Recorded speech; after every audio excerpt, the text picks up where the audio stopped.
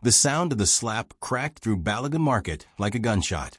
It was midday in Lagos. The sun beat down hard on the rows of open stalls, hawkers shouting prices over the noise of Danfo buses, the air thick with the smell of roasted corn, diesel fumes, and ripe mangoes. In the middle of it all stood Tunde Adeyemi, tall, dark-skinned, wearing a white linen shirt that probably cost more than most traders here made in a month. His wristwatch gleamed like a miniature sun. His shoes were spotless Italian leather, the kind that had never once touched mud. And in front of him, crumpled on the ground, was Ngozi Okafor, a poor hawker in her late 20s, her wrapper stained with dust, a basket of oranges spilled around her feet. The slap had been so loud that even the Danfo driver who was cursing at passengers froze for a moment. Everyone turned. "You stupid woman." Tunde's deep voice thundered, his eyes burning. "Do you know how much this shirt cost? You useless market rat." Ngozi was still holding her belly, her breath sharp. She was 8 months pregnant, her round stomach straining against the thin cotton of her dress. She had only stumbled because the crowd was thick, and her tray had tilted when a bus honked too close. An orange had rolled down and bounced against Tunde's white trousers. It was just a stain. But to Tunde, a man who fed on control, who lived to remind others of their place, this was an insult he couldn't tolerate. "You think you can touch me? You don't even deserve to look at me," he spat, his spit landing dangerously close to her face. Gasps rose from the crowd. A meat seller in a blood-stained apron stepped forward. "Oga, she no touch you on purpose. No be your fault." Tunde turned his head slowly, his jaw tightening. "Mind your business before I call police for you." Ngozi tried to get up, her palms trembling as she braced herself on the dusty ground. But as she pushed, a sharp pain ripped through her stomach. She froze, her eyes widening. Something was wrong. Her breathing quickened. She clutched her belly tighter, a cold sweat breaking across her forehead. "I think my baby," she whispered, but her voice was drowned by the noise of murmurs and shouts. One man in the crowd pulled out his phone, recording. Another, standing further back in a dark SUV, watched quietly from behind tinted glass. He was older, dressed in a senator-style agbada, a gold ring on his finger. His face was calm, but his eyes never left Tunde. Ngozi's legs gave way. She fell to her knees. Tunde stepped back quickly, looking at his shoes as if she might dirty them again. "Somebody carry her away from my car," he barked, pointing at his black Range Rover, parked with the engine running. His driver looked nervous, but didn't move. "She dey go labor," someone shouted from the crowd. The words cut through the market noise like a blade. Women dropped their baskets and ran forward, trying to lift Ngozi. She was groaning now, the pain coming in waves. But Tunde didn't stay to see. He slid into his SUV, slammed the door, and motioned for the driver to move. "Let's go," he said flatly. As the car pulled away, the man in the other SUV lowered his phone from the tinted window. He had been recording everything. The crowd's noise faded behind them, replaced by the hum of the Range Rover's air conditioning. Tunde leaned back, scrolling through his phone, already moving on in his mind. By that evening, the video had hit WhatsApp groups across Lagos. On Instagram, it was tagged, "Rich, arrogant man slaps poor pregnant hawker into labor. Lagos market drama." People debated in the comments. Some said Ngozi should sue. Others said Tunde had too much money to care. The clip showed him clearly, his face, his clothes, his voice calling her useless market rat. Inside his Victoria Island mansion, Tunde poured himself a glass of brandy, his gold cufflinks catching the chandelier light. His wife Amara walked into the living room, tall and elegant in a silk robe. Her skin was flawless, her hair perfectly styled. "Darling, I heard something happened at the market?" she asked, her tone light, almost bored. Tunde chuckled, sipping his drink. "Some pregnant hawker spilled oranges on me. I taught her a lesson." Amara's lips pressed together. "Tunde in public? You think I should let some dirty hawker disrespect me? People need to know their place." He smiled, expecting her agreement. She forced a small smile back, but her phone buzzed quietly in her hand. She glanced down. A name flashed on the screen. Bayo. Her thumb hovered over the reply button. She angled the phone away from Tun's view and typed quickly, "I can't talk now. He's here." Bayo's reply came instantly, "Meet me tomorrow. It's urgent." She slid the phone into her robe pocket and turned back to her husband, who was now ranting about lazy people in the country. In a small ward at Lagos University Teaching Hospital, Ngozi lay pale on a thin mattress. Beside her, a nurse was checking her pulse. Her baby had come early, too early. The doctors were worried. They said the slap, the fall, the shock, it had all been too much. Ngozi's younger brother Chike stood in the corner, his fists clenched. He was 24, slim, with sharp eyes and a voice that could cut. "Who is the man?" he demanded. The nurse hesitated. "They say he is one big man from Victoria Island. Rich business owner." Chike's jaw tightened. "I don't care how rich he is. I will find him." Outside the hospital, Barrister Kemi Johnson, a woman in her 40s with fierce eyes and a perfectly pressed suit, stepped out of her car. She had seen the video, and she knew this was more than just a market scandal. The next morning, Tund was at his office, a glass tower overlooking the city, when his secretary walked in looking pale. "Sir, there's something you should see." She placed a tablet in front of him. On the screen was a news headline, "Tund Adeyemi, Lagos tycoon accused of assaulting pregnant woman. Video goes viral." Tund smirked. "Let them talk. People forget in 2 days." But as he scrolled, he saw something that made him pause, a still image of the man in the tinted SUV, watching, recording. He didn't recognize the man, and that bothered him. Somewhere in the city, that same man was watching the video again, this time on a big screen in his study. His lips curled into a slow smile. That night, Tund's driver dropped him at the entrance of the Eco Hotel. He was here for a business dinner. The lobby was filled with soft jazz music, the smell of expensive cologne, and the quiet hum of deals being made. As he walked in, he froze. Standing at the far end of the lobby, waiting for the lift, was Amara. She was dressed in a fitted black dress, her hair pinned up, her lips painted deep red. And standing too close beside her, whispering something into her ear, was Bayo, Tund's best friend. Bayo's hand rested lightly on the small of her back. The lift doors opened, and they stepped in together. Tund's chest tightened, but his face remained calm. He stepped forward slowly toward the lift, his eyes locked on the closing doors. What Tund saw in that hotel lobby will change the course of his marriage forever. But before he can confront Amara, the slap scandal will explode in ways he never imagined. Stay with me, because the betrayal is only just beginning. Tund barely slept that night. The image of Amara and Bayo in that hotel lobby refused to leave his mind. Her smile, the way she tilted her head slightly toward him, the soft, intimate touch on her back. It was not the way a married woman should look at another man. And not just any man, his best friend. Still, he didn't confront her.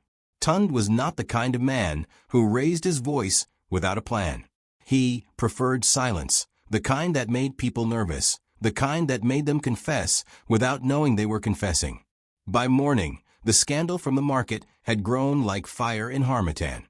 The headline on Twitter read, "Rich, arrogant man slaps poor hawker into labor. Lagos demands justice." Instagram was worse. People had started remixing the slap video into memes. Some showed him in slow motion.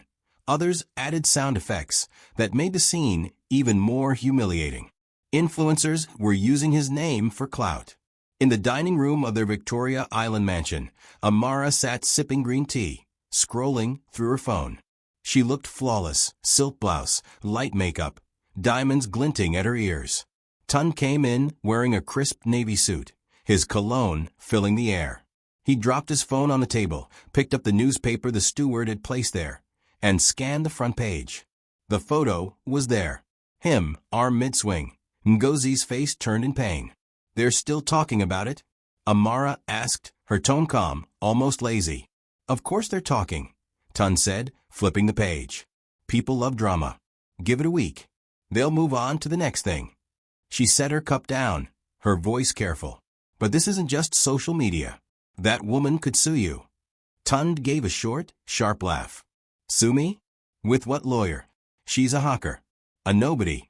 Do you know how many people I've paid off in this city? One envelope and she'll disappear. Amara's phone buzzed. She glanced down quickly. Bayo. She didn't open it, but the message preview glowed for a second. We need to talk. He's in danger.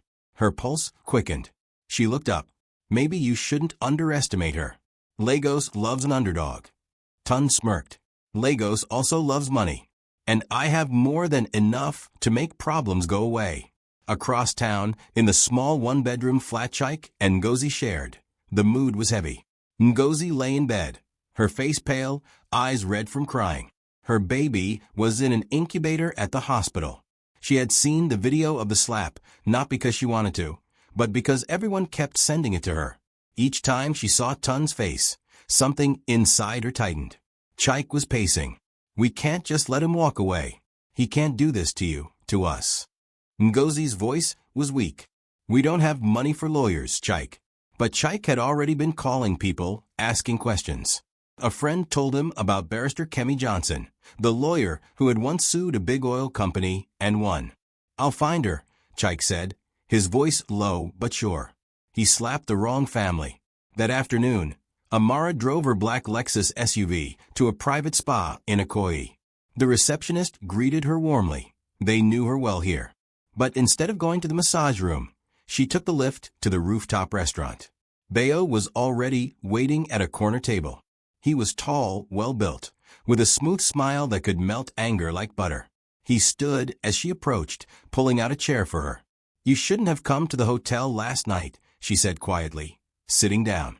You think I planned for him to be there? Lagos is small, Bayo replied, his voice low. But listen, Amara, this slap thing is bad. People are talking. Politicians, journalists, they're circling him. This isn't going to disappear. Amara sipped her drink, eyes narrowed. So, Bayo leaned in. When powerful men fall, their enemies eat. And I'm hearing Tund has enemies. If you're smart, you'll position yourself before the crash comes. Her heart beat faster. She knew Bayo wanted more than just whispered meetings. But she wasn't ready to gamble everything. Not yet. That evening, Tund came home earlier than usual. He found Amara in the living room, flipping through a magazine. Let's go out tomorrow night, he said suddenly. She looked up, surprised. Why? Because I feel like it. Dinner. Dress well. She hesitated. He didn't take her out unless there was something to show off or someone to impress. All right, she said finally. The next morning, Tund was in his office when his phone rang. Unknown number. Mr. Adeyemi, a woman's voice said. This is Barrister Kemi Johnson. I represent Ngozi Okafor, the woman you assaulted at Balogun Market. Tund's jaw tightened. I don't speak to vultures. You will, Kemi said evenly. We're filing charges. Civil and criminal. You'll receive the summons by end of day. He hung up without another word. For the first time since the slap, his stomach felt heavy. That night at dinner, Amara noticed his mood. They were at Sky Restaurant, with a view of Lagos lights stretching into the distance. Tund was quieter than usual, drinking more than eating. Bad day, she asked. Some lawyer thinks she can make a name off me, he muttered. She'll regret it. Amara's phone buzzed on her lap. She glanced down, Bayo again. Be careful. Things are moving faster than I thought. She slipped the phone back, her mind swirling. At the hospital, Ngozi sat beside the incubator, watching her tiny baby's chest rise and fall. She didn't know how she'd pay the bills, but she knew she couldn't let Tund go unpunished. Chike had told her about the lawyer. You're sure she can win? Ngozi asked. Chike nodded. If anyone can, it's her. But in the shadows of the hospital corridor, a man in a leather jacket was watching them. He was on Tund's payroll. By the time Tund and Amara returned home, it was almost midnight. The guard opened the gate, and the car rolled in. As Tund stepped out, his phone buzzed. It was a WhatsApp video from an unknown contact. He opened it and froze. The footage was grainy, but clear. Amara, in that same black dress from the hotel lobby, stepping into a suite, with Bayo behind her. The door closed. His grip on the phone tightened until his knuckles went white. Tund now has proof of his wife's betrayal. But will he strike back immediately, or will he wait for the perfect moment? Stay tuned, because on next, the game of revenge begins. Tund replayed the video 5 times. Each time, it hit harder. The way Beo's hand slid around Amara's waist as they entered the suite. The casual way she leaned into him, like it was the most natural thing in the world. No hesitation. No guilt. It wasn't just cheating. It was betrayal on a scale that burned like acid. Beo wasn't just any man. He was the one who had stood beside Tund at his wedding. The one who had toasted him on his 40th birthday. The one who had been in their house, eating their food, laughing with their child. And now, that same man was sleeping with his wife. Tund didn't rush to confront her that night. He sat in his dark study, a glass of whiskey in his hand, staring out at the city lights. His mind was a machine, calculating. He was a businessman. In business, you never strike in anger. You wait for the right moment, the moment when your opponent is most exposed. But still, he couldn't stop the images from flashing in his mind. Amara's lips parting in laughter, Beo's hand resting on her lower back. His phone buzzed again. A message from an unknown number. That's not the only time. I have more. Name your price. Tund's jaw clenched. Whoever had sent this was fishing for money. But they were also giving him ammunition. The next morning, Amara moved around the kitchen like nothing had happened. She wore a white robe, humming softly as she poured herself a cup of coffee. Sleep well? She asked without looking at him. Tund studied her face. She was calm, her skin glowing, her eyes steady. Too steady. Like a baby, he lied. He leaned in and kissed her cheek, watching her carefully. She didn't flinch. She didn't even stiffen. She was good. Too good. Later that day, Tund called his private investigator, a man named Cunnell who had done dirty work for him in the past. Follow her, Tund said. No mistakes this time. I want everything. Where she goes, who she meets, what they do. Cunnell chuckled darkly. Olga, if you want proof, I'll bring you proof that will break her. Meanwhile, the slap scandal was still building.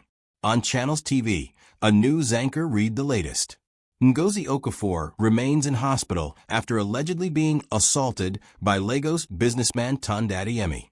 Sources say she has engaged high-profile lawyer barrister Kemi Johnson, who promises to take the case to court. The video played again on screen. The slap, the fall, the crowd's outrage. Amara watched it from her car, sitting in traffic. Her phone buzzed, Beo calling. She answered, her voice low. You shouldn't be calling me now. We need to be careful, Beo said. Tund's not stupid. If he suspects. If. Amara cut in. Beo, you're the one who came to the hotel knowing Lagos is small. If this blows up, you'll have more to lose than me.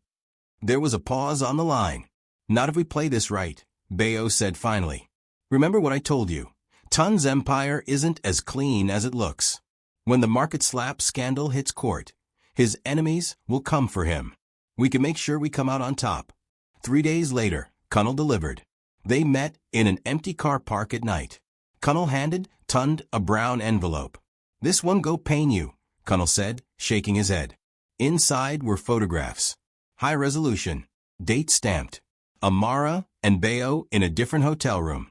Amara and Beo kissing in a car. Amara and Beo walking hand in hand into a private residence in Ikoyi. And one video. A short, grainy clip, but unmistakable. Amara laughing in bed, the sheet pulled up to her chest, Beo beside her. Tund's hand trembled as he put the photos back in the envelope. He didn't feel pain anymore. He felt something colder. Revenge. That weekend, he decided to test her. Amara, he said over breakfast, I'm going to Abuja next week. Business meetings. I'll be gone 3 days. She didn't even look up from her phone. All right. I'll manage. He smiled faintly. Yes. I'm sure you will. In truth, he wasn't going anywhere. He would leave the house that morning with his suitcase, but Cunnell would follow Amara the moment she left the gate. On Tuesday morning, he put the plan into motion. He kissed her goodbye, wheeled his suitcase to the car, and drove off. 30 minutes later, Cunnell called. Olga, she's on the move. And guess who she's meeting? Tund didn't even have to guess. Cunnell trailed them to a boutique hotel in Lekki. This time, Tund didn't just want photos.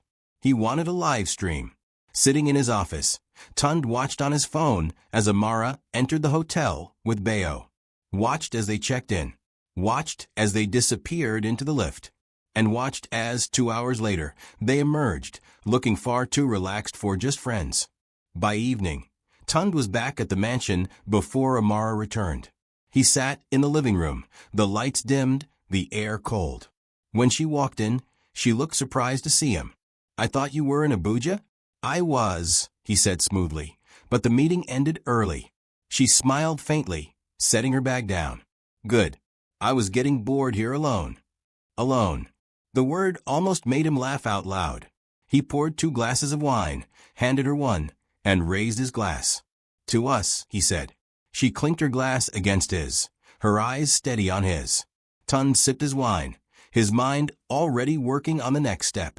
He wouldn't just expose her. He would ruin her and Bayo, in a way that no one in Lagos high society would ever forget. The next morning, a courier arrived at Tund's office. Inside the sealed package was a legal summons. Barrister Kemi Johnson was suing him on behalf of Ngozi Okafor for assault, damages, and medical expenses. The court date was set for 2 weeks. Tund smiled to himself. 2 weeks was perfect. He would deal with both battles, the slap scandal and the cheating, in one devastating move. That evening, he called Cunnell again. "I want the hotel video played on every gossip blog in this city," he said. "But not yet. We wait until the day of the court hearing." Cunnell whistled softly. "Oga, that goes scatterground." "Exactly," Tund said. "Tund now has a plan, and when it hits, it will destroy both his enemies and the woman who betrayed him. But can he control the fire once it starts? In the next episode, the first strike lands, and the war begins. The day the court summons arrived at the mansion, Amara was in the garden, trimming roses. She wore a wide-brimmed hat, her phone tucked into the pocket of her sundress. Tund came out holding the document in one hand, the afternoon sun catching the gold of his watch. "You've been served," he said, tossing the envelope onto the table beside her. She glanced at it, then at him. "That Hawker woman? She has a lawyer now. Kemi Johnson." Amara whistled softly. "The Kemi Johnson? She's not small." Tund poured himself a glass of cold water, his movements unhurried. "Big name or small name, they all bend when the money is right. Are you sure?" Amara's voice was casual, but her eyes were sharp. "Because from what I've seen on the news, this isn't going away. Lagos loves drama, and the way they're painting you. The rich, arrogant man who slapped a poor pregnant hawker. It's not a good look."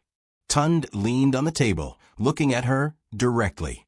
"I didn't ask for your advice." For a moment, they just stared at each other, the sound of birds in the garden filling the silence. Then Amara smiled faintly and returned to her roses. Across the city, in a modest law office on Broad Street, Barrister Kemi Johnson was reviewing the case file with Ngozi and Chaik. "We're not just suing for assault," Kemi explained, her voice firm. "We're suing for emotional distress, medical costs, and long-term damages to the child's health. His money is his weakness. If he wants to keep his empire, he'll have to bleed for it." Ngozi's hands were clasped tightly in her lap. "All I want is for him to pay for what he did. Not just to me, but to my baby." Chaik leaned forward. "And we're ready to fight no matter what he throws at us." Kemi nodded. "Good. Because he will throw everything."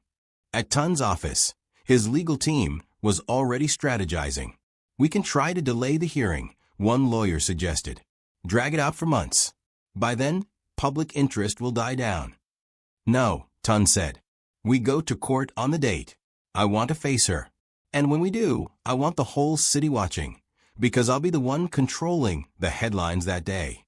His lawyers exchanged glances, sensing the steel in his voice.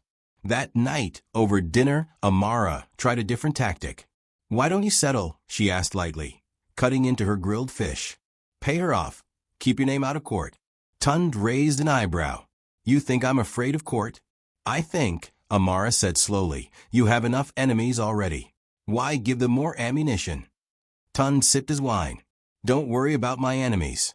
Worry about yourself. The words hung in the air like smoke. 3 days before the court date, Tund was in his study when Connell called. Olga, the video is ready. The one from the hotel. The blogs are waiting. Just say the word. Not yet, Tund said. We wait until the trial starts.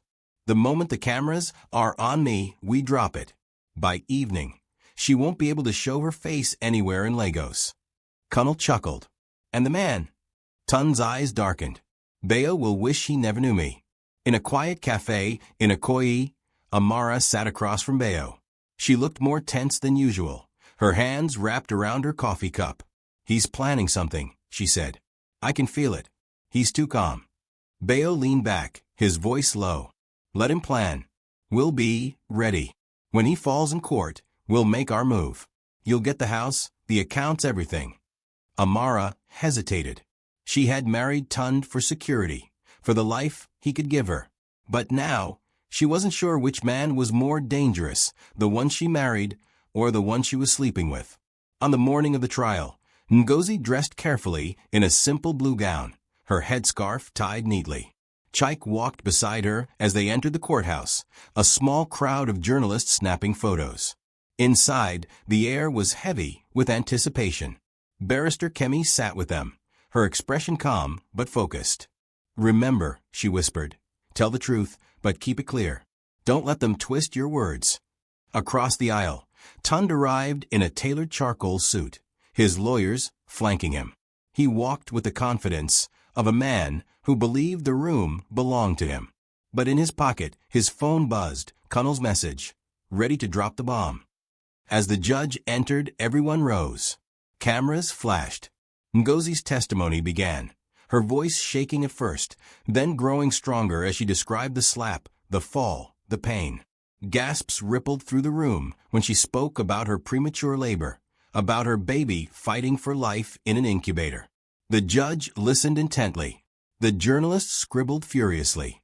And then, halfway through her statement, Tund's phone buzzed again. Connell, now. Tund's lips curled into a slow smile.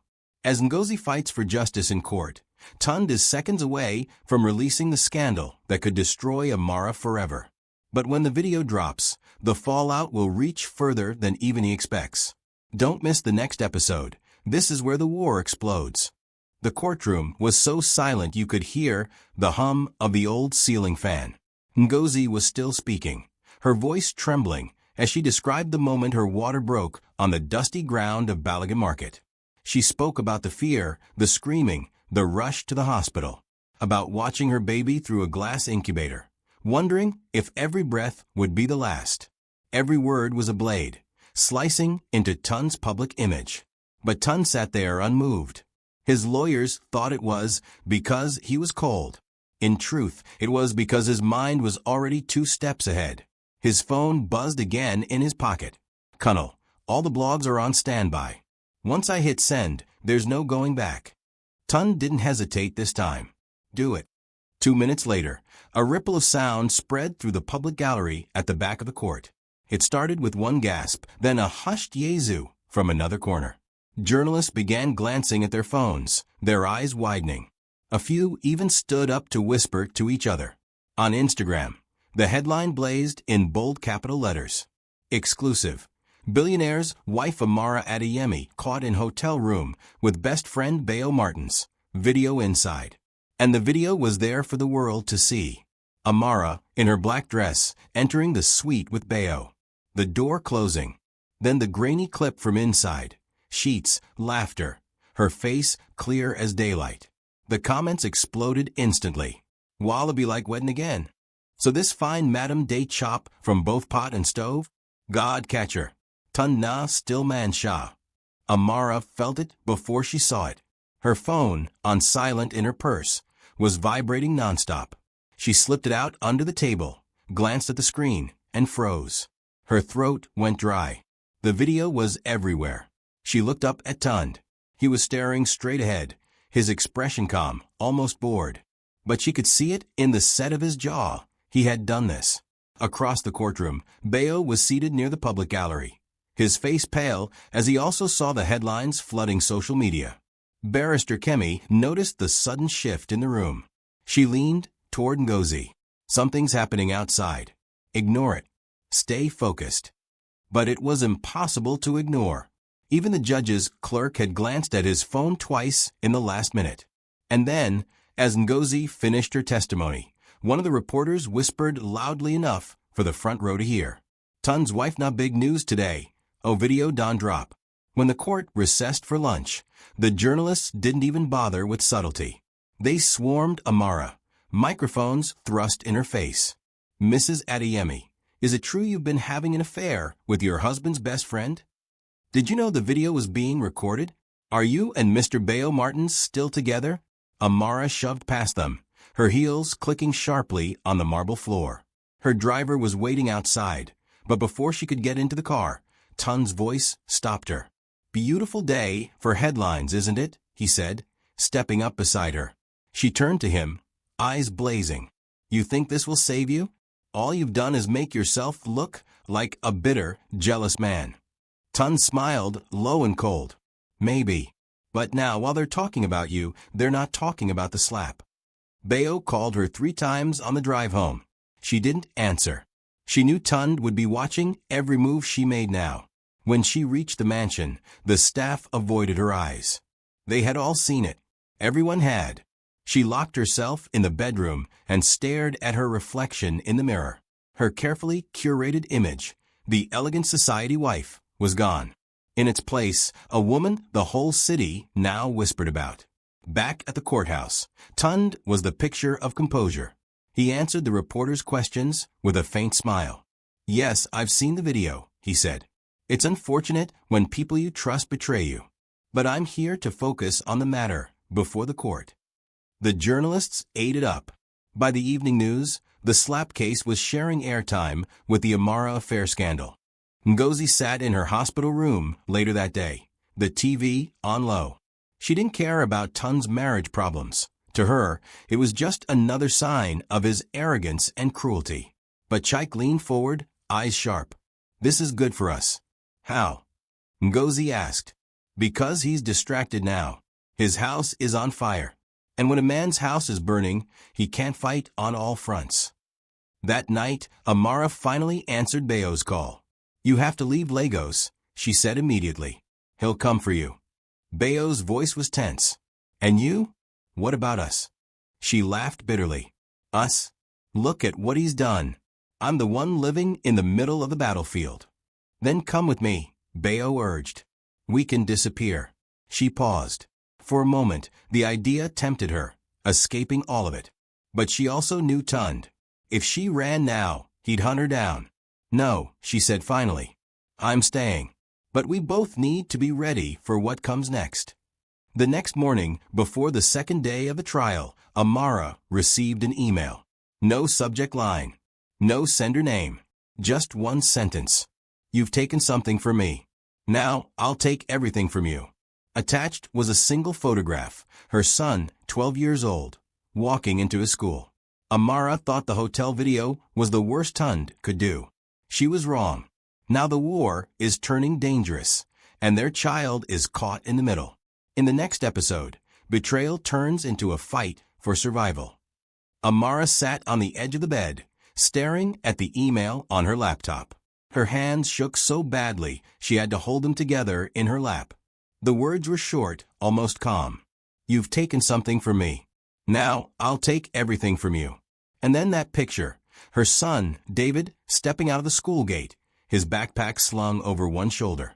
She slammed the laptop shut and reached for her phone. Tund, where's David? Her voice was low, urgent. At school, of course, Tund replied lazily. In the background, she could hear the soft clink of glass. He was probably at one of his favorite restaurants. Did you send me an email? There was a pause. Then, what email? Don't play with me, Tund. This is about our son. Someone took a picture of him. You're being paranoid, he said. Lagos is full of paparazzi now. Maybe they wanted to sell it to the blogs. This isn't for the blogs, she snapped. This is a threat. Another pause. Then colder. Amara, if you're trying to drag me into your mess with Bayo, leave David out of it. She almost screamed into the phone. but he had already hung up. Amara called the school next. The principal's voice was calm but concerned. "Mrs. Adeyemi, we did notice a strange car parked near the gate yesterday, but when our security approached, it drove away." Her chest tightened. "Did they get the plate number?" "No, but I'll have our guards be extra watchful." It wasn't enough. She needed more than extra watchful. Meanwhile, in his office, Tund was in a meeting with his lawyers. They were reviewing the next day's court strategy when Connell walked in quietly and placed a manila envelope on the desk. "What's this?" Tund asked. Connell's voice was low. "Something you should see." Tund opened the envelope. Inside were 4 printed photographs, all of David. One outside the school, one at the park, one in the car with the driver, and one in the mansion's front garden. Tund's jaw tightened. He dismissed his lawyers with a wave, waiting until the door closed before speaking. "Who sent this?" "No name. Just the pictures." And a note that said, "You know what I want." Tund's voice dropped into something dangerous. "Find them." That night, Amara went to David's room. He was sitting cross-legged on the floor, building a Lego tower. "Mummy, look, it's taller than me now," he said proudly. She forced a smile. "That's amazing, baby. But listen to me, okay? If anyone ever comes near you and says they know me or Daddy, you don't go with them. Even if they say it's an emergency. You tell your driver or your teacher. Do you understand?" David frowned. "Why? Is someone bad coming?" She hugged him tightly. "No. I just want you safe." The second day of court was tense, but quieter than the first. Ngozi's medical report was read aloud, and the judge asked both legal teams to prepare for cross-examination the following week. Tund left the courtroom with his usual air of control. But inside, he was unsettled. Someone was moving against him, and this time it had nothing to do with the hawker or the slap. Later that evening, Bayo called Amara again. "I've been getting strange calls," he said. "Private numbers. When I answer, they hang up." Amara's heart skipped. "I got an email. About David." Bayo's voice dropped. "Amara, I think this is connected to me." "Explain." He hesitated. "Before the video, I was working on a real estate deal. Big money. But one of the investors, he's not clean. I pulled out, and he lost millions. He swore I'd regret it." Amara closed her eyes. "And now you're saying he's after us?" "I'm saying he could be." At midnight, Amara heard movement downstairs. She grabbed the baseball bat David used for practice and crept to the landing. The front door was wide open. A small envelope lay on the floor, pushed just inside. She bent down, heart pounding, and picked it up. Inside was another photograph, David again, but this time asleep in his bed. She dropped it as if it burned her skin. By morning, she had reached her breaking point. She drove straight to Tund's office, ignoring the receptionist's protests, and stormed into his private room. "Look at this," she said, throwing the photo onto his desk. He stared at it, his expression unreadable. Then he picked it up slowly. "You left the door open?" he asked. Her voice shook. "You think I staged this? I think you've made a lot of enemies lately." She slammed her hands on the desk. "We both have. But this is our son. For once in your life, stop playing games." Tund's eyes hardened. "You're right. This stops now." That afternoon, Tund made a call. "Put 2 men on David. 24/7. If anyone comes near him, I want to know before they even breathe." Connell's voice crackled through the speaker. "And if it's the man I think it is, then he won't live to make a second mistake." For 2 days, the mansion was quiet. Too quiet. The trial was temporarily adjourned, the press still feeding on the scandal between Tund, Amara, and Bayo. Then, on the 3rd morning, Amara went to wake David for school. The bed was empty. The window was open. And on the pillow was a note written in neat block letters. "Now we're even. The war between Tund and his enemies has crossed the line. David is gone. As secrets unravel, the hunt for their son will pull everyone into dangerous territory." Don't miss the next episode. The clock is ticking. Amara's scream cut through the mansion like a blade. "Tund, David is gone."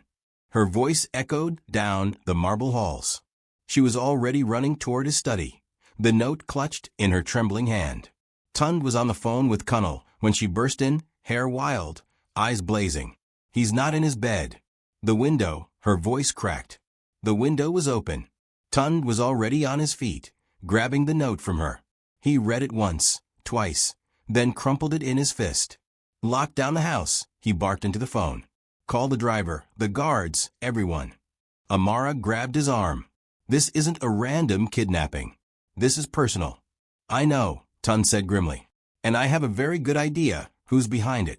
Within minutes, the compound was crawling with security. Guards spread out through the neighborhood, asking questions, showing David's photo to street vendors and Okada riders. Amara sat on the edge of the sofa, shaking. Bayo called 3 times, but she ignored him.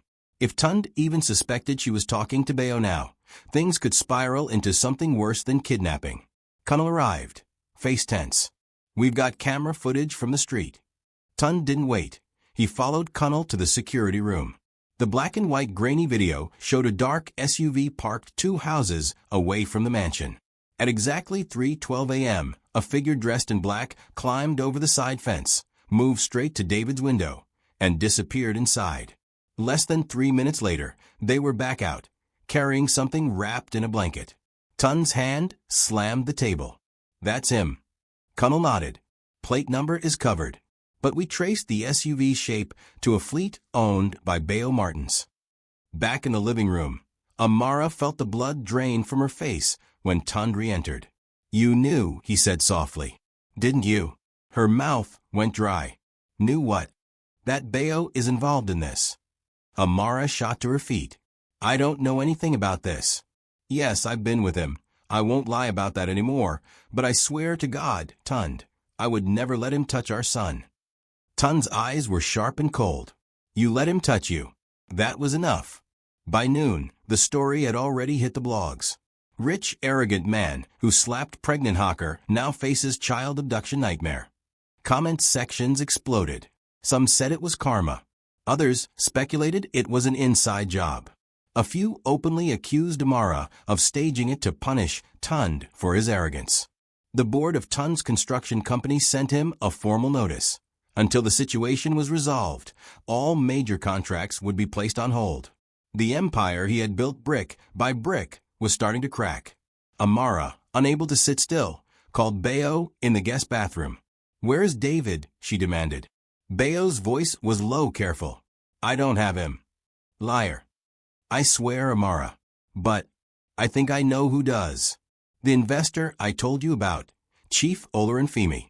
He blames me for pulling out of that deal. And now that Tund's name is mud, this is his way of finishing him. Then help me get my son back. There was a pause. Meet me tonight, 8 p.m. But don't tell Tund. Meanwhile, Tund was having his own meeting with Barrister Kemi. We can push the court hearing another week, she said. But the press will eat you alive if you don't make a public statement about your son. I'm not feeding the wolves, Tund said. I'm finding him. You'll need help. I have help, Tund replied, nodding toward Cunnell. But as Kemi left, Tund leaned toward Cunnell. Call my man in Surulere.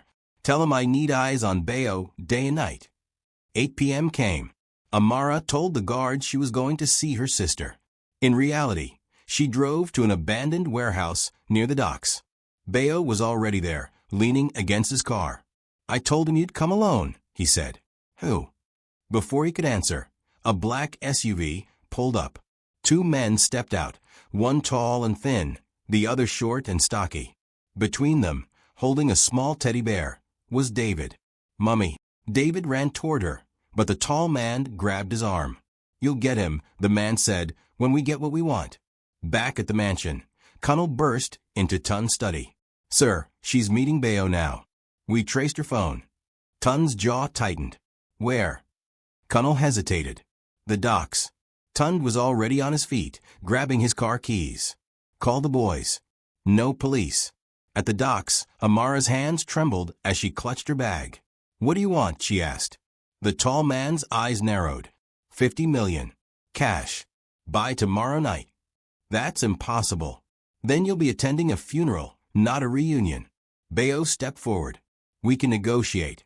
But headlights flared behind them. A convoy of SUVs screeched to a stop and Tun stepped out. "Let my son go," Tun said, voice like ice. The tall man smirked. "Pay and maybe I will." Tun's hand twitched, a silent signal. His men fanned out, weapons drawn. Bayo backed away slowly, caught between both sides. In the chaos, David broke free and ran toward Tun. For a moment, it looked like it was over. Then, a gunshot rang out. David froze.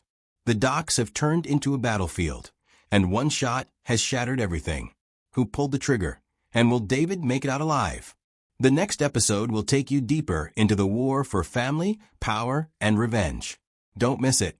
The sound of the gunshot seemed to freeze the air. For a split second, nobody moved. Then David screamed. Tun's heart nearly stopped. He lunged forward, scooping his son into his arms, frantically checking for blood. David was shaking, crying, but not hit. The bullet had lodged in the wooden crate behind him. "Move," Tun barked, shoving David into Cunnell's arms. "Get him in the car." The tall man with the gun didn't flinch. He cocked his head. "Next time I won't miss." Tun's men surged forward. Chaos erupted, shouts, fists, the metallic clang of weapons hitting the ground. Amara was pulled backward by Bayo as two of Tun's guards tackled the tall man. Blue and red lights suddenly flared at the far end of the docks. Police.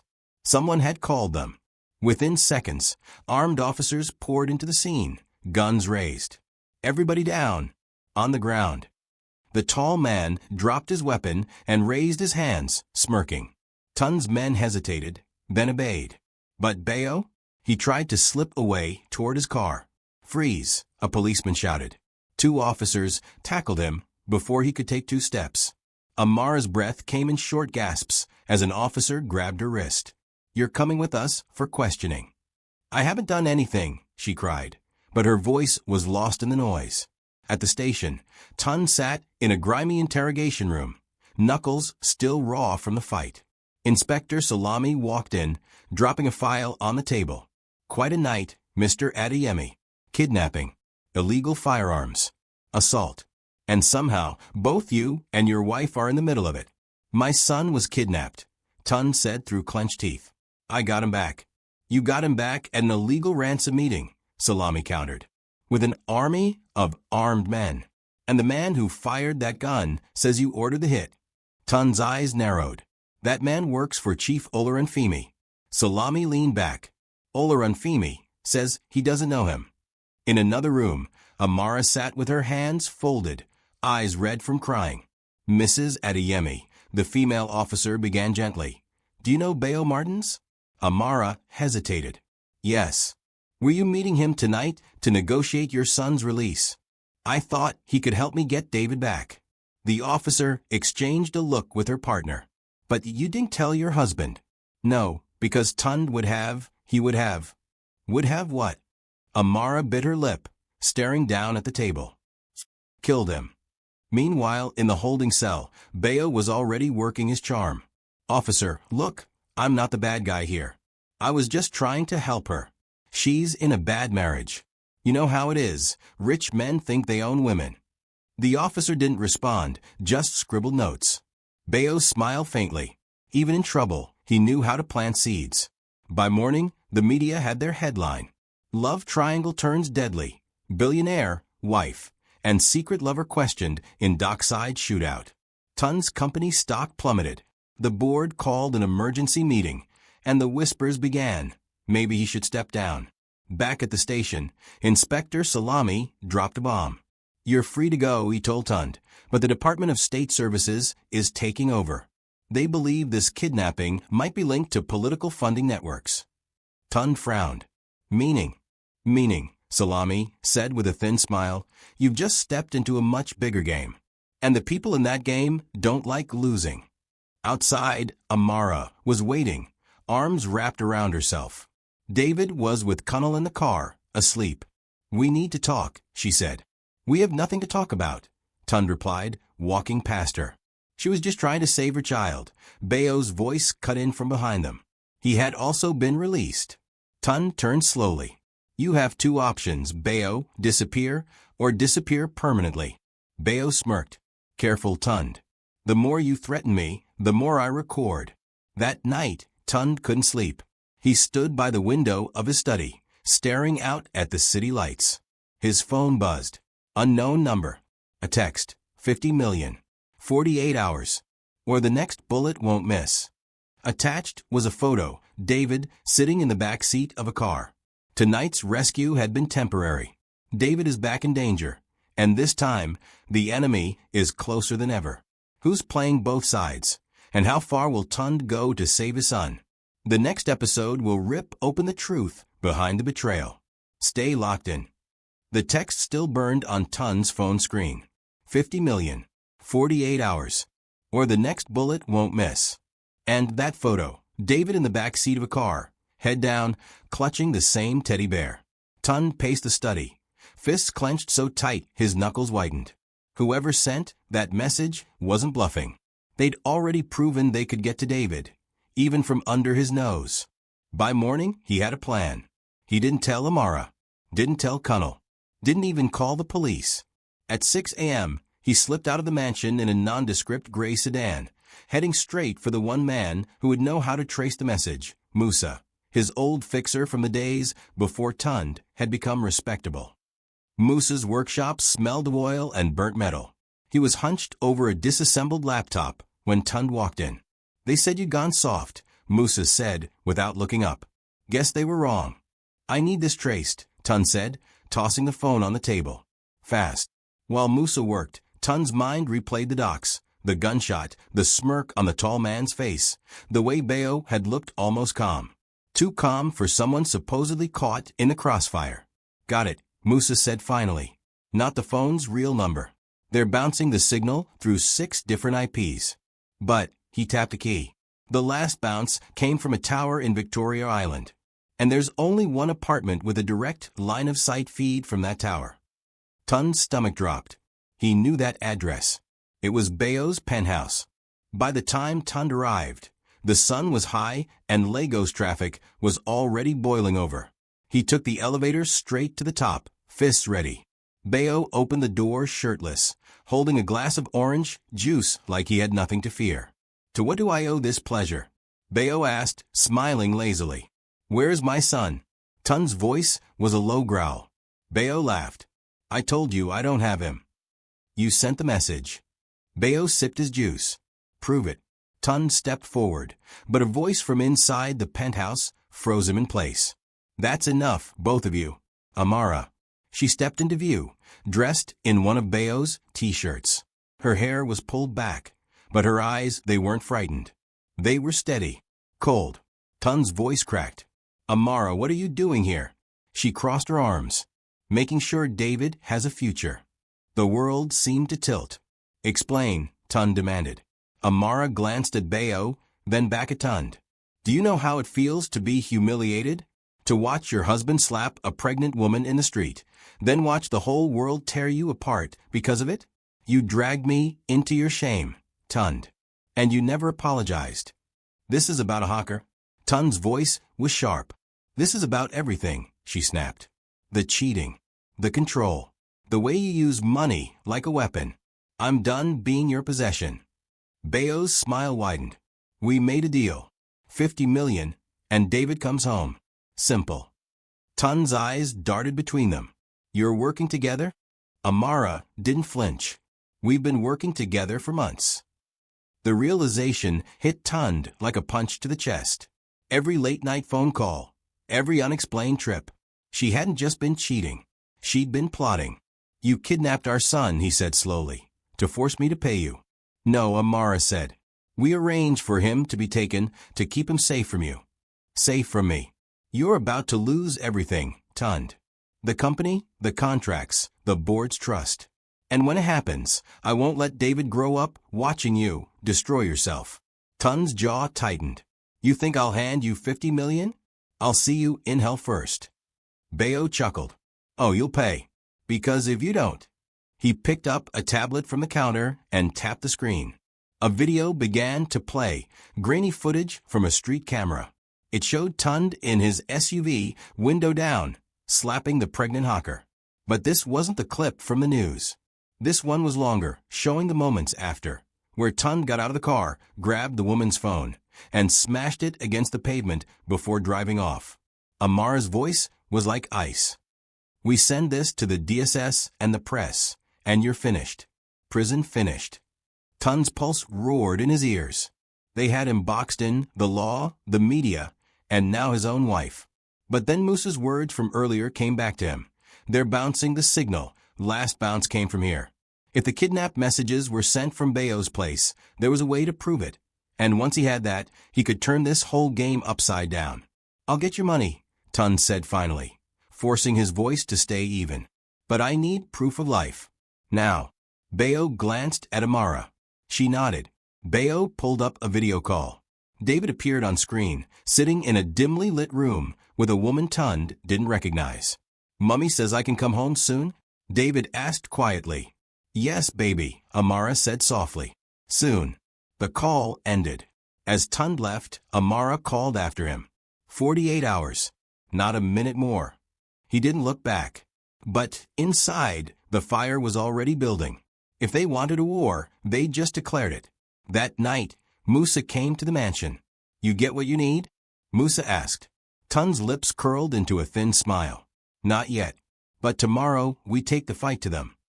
The mask is off, Amara and Bayo are working together, and David is still a hostage. But Tun isn't broken yet. In the next episode, the revenge plan begins, and it will hit harder than anything they've seen. Don't blink. Rain hammered the roof of the gray sedan as Tun sat parked 2 streets away from Bayo's penthouse. 48 hours. That's what they'd given him. But in his head, the clock had already run out. He wasn't paying. He was taking. "Musa," Tun said into his phone, "is everyone in position?" "Street boys on both exits. My cousin's van is ready for pickup. And the other thing." Musa's voice dropped. "The police tip is in motion. DSS will be watching before the hour is up." Tun's lips twitched into the ghost of a smile. Good. This wasn't just about getting David back now. It was about ending Amara and Bayo in one strike, legally, financially, and publicly. At exactly 2 p.m., the plan began. Musa's crew blocked off the service road behind Bayo's building, pretending to unload furniture. Another pair in bike helmets loitered by the front entrance, eyes locked on the penthouse balcony. Meanwhile, Tund walked straight into the lobby. "Mr. Adeyemi," the receptionist stammered. "Mr. Martins isn't." Tund ignored her, swiping the stolen access card Musa had lifted from one of Bayo's drivers the day before. The elevator ride felt like a lifetime. When the doors slid open, Bayo was in the living room, barefoot, scrolling his phone. "Tund," he said, smirking, "I hope you brought the—" Before he could finish, Musa's 2 men slipped in behind Tund, weapons drawn. "This isn't a negotiation," Tund said. "Where's my son?" Bayo raised his hand slowly. "He's safe. But you're making a mistake." "Not the first today," Tund cut in. "And not my last." From the hallway, a familiar voice called out. "Amara." She appeared in silk loungewear, holding a mug of tea like she owned the place. "So you decided to pay early?" she asked, her tone dripping with sarcasm. Tund ignored her, scanning the room until his eyes landed on the corner, a laptop open, with the kidnap chat window still visible. Bingo. He strode over and yanked the machine's power cable. Bayo lunged. Musa's men stepped forward instantly, pinning him to the wall. "You think stealing my laptop will save you?" Bayo snarled. Tun just smiled coldly. "I don't need to save me. I need to bury you." At that moment, Musa's phone buzzed. "They're here," Musa said. Right on cue, the pounding of boots echoed in the hall. The DSS stormed in, 6 agents in tactical gear, rifles raised. "Hands where we can see them. Now." The agents fanned out, seizing Bayo's laptop, Amara's phone, and a hard drive from the coffee table. "Mr. Martins, Mrs. Adeyemi," the lead agent said, "you're under arrest for conspiracy to commit kidnapping, extortion, and obstruction of justice." Amara's eyes went wide. "What? No, this is a mistake." "Save it for your lawyer," the agent said, snapping cuffs on her wrists. Bayo glared at Tund. "You set us up." "No," Tund said evenly. "You set yourself up. I just made sure the right people were watching." In the chaos, Tund scanned the agents. "Where's my son?" One of them pointed toward the service entrance. Safe. My team recovered him from an apartment in Surelier 30 minutes ago. He's with your driver now. Tund exhaled slowly. It was the first time in days he felt like he could breathe. Outside, the press was already waiting. Cameras flashed as Amara and Bayo were let out in cuffs. Reporters shouted questions. Mr. Adeyemi, did you know your wife was involved? Mrs. Adeyemi, are you admitting to the kidnapping? Is it true there's a video of the ransom demand? Tund didn't answer a single one. He just opened the car door for David, who ran into his arms. Daddy, David whispered, can we go home now? Yes, son, Tund said softly. We're going home. But the war wasn't over.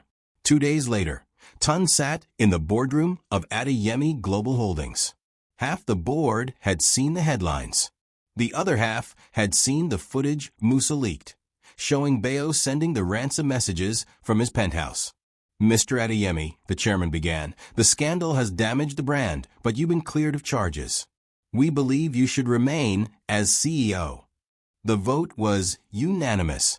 Tund didn't smile. He just nodded. This was survival, not victory. That night, his phone buzzed again. Unknown number. Enjoy your little win. The game isn't over. Attached was a grainy CCTV, still Amara, in an orange prison jumpsuit, talking to a man whose face was blurred out. Tund stared at it for a long time. Then, he turned off the phone. He poured himself a drink, sat by the window, and looked out over the Lagos skyline. In this city, enemies never stayed gone for long. And neither did revenge. Tund has won the battle, but Amara isn't done. Someone new is stepping into the game from behind bars, and the next war could be even deadlier. If you want to see how far betrayal can go, stay tuned for the next saga. Remember to subscribe, like, and share this video to your loved ones. Thanks for listening.